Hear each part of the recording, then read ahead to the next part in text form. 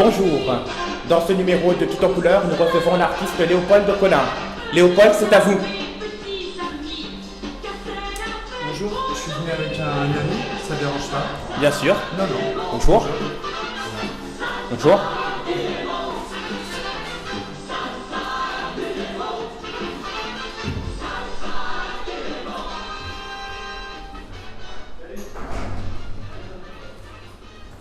Avec de nombreuses personnes, Léopold, vous avez mené des actions contre la fermeture du centre d'art BABX. Beaucoup se souviennent de la banderole liquidation J-15. Vous avez développé de nombreux textes sur ce que vous appelez l'état d'urgence. Pouvez-vous nous en parler? Oui, alors j'ai effectivement développé surtout un texte qui concerne l'état d'urgence dans le cadre de mon mémoire pour l'obtention du grade de master à l'EBABX, justement. Et donc, tu voulais qu'on parle du sujet, quoi, de l'état d'urgence ou de... Oui, c'est ça, parce que vous semblez vraiment avoir un point de vue critique par rapport à la société, à dénoncer justement cette pression, ce rythme soutenu imposé. Effectivement, mais je crois que la question de la critique m'intéresse. Et donc, en fait, c'était genre de considérer qu'il y avait bel et bien, effectivement, une urgence concernant la politique, l'économie, le social, et donc de se poser la question de savoir comment la poésie réagissait à cette urgence, voilà, ou était potentiellement susceptible de pouvoir réagir à cette urgence. Très bien.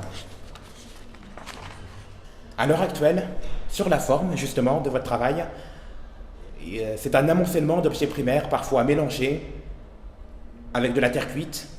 Pourquoi ce choix formal justement? Pourquoi ce choix formel? Car justement, certains disent que sur le sol des salles d'exposition du centre d'art BABX notamment, eh bien le sol renforce l'efficacité de ces pièces. La majorité des teintes oscillent entre le blanc, le bleu, le vert clair, le gris, le noir. Et alors le sol renforce l'efficacité ou plutôt absorbe les objets? Je dirais renforce l'efficacité justement. Ah, d'accord. Il y a une espèce de... Ok. D'accord. d'harmonie justement au niveau de la forme. Oui, effectivement, oui.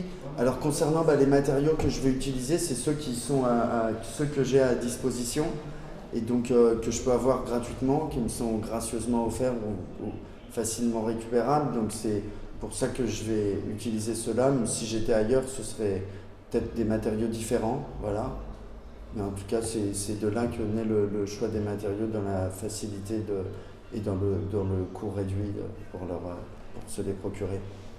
Très bien. Pensez-vous que n'importe quel plasticien doit avoir une dimension politique dans son travail? C'est-à-dire, justement, oui, une dimension politique. Doit avoir...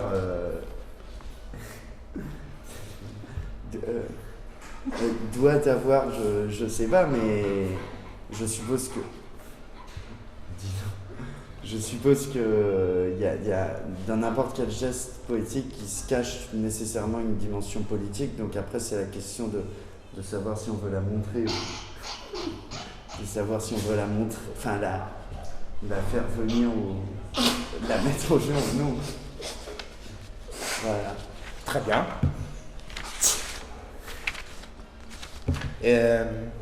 Vous avez mené justement une expérience avec l'artiste Pierre Maleb. Pierre Maleb, oui. Vous avez mené une expérience collective avec lui, c'est-à-dire que vous avez rassemblé chacun plusieurs pièces et vous les avez mis ensemble dans l'espace. Et il s'est dégagé justement, certains critiques y ont vu justement une certaine harmonie également, comme le sol. Les pièces se répondaient justement sans s'étouffer les unes des autres. Voilà. Alors sur quoi justement portait ce travail collectif et comment avez-vous vécu cette expérience? Sur une volonté de rencontre, je crois, au début, de voir comment on pouvait se confronter formellement et noétiquement nos productions. Et après, c'était formidable, une très belle expérience. Très bien. Voilà. Merci. Je vous remercie d'avoir participé à notre émission. De rien. Au revoir. Au revoir. Ainsi, l'émission s'achève. Nous vous disons à très bientôt.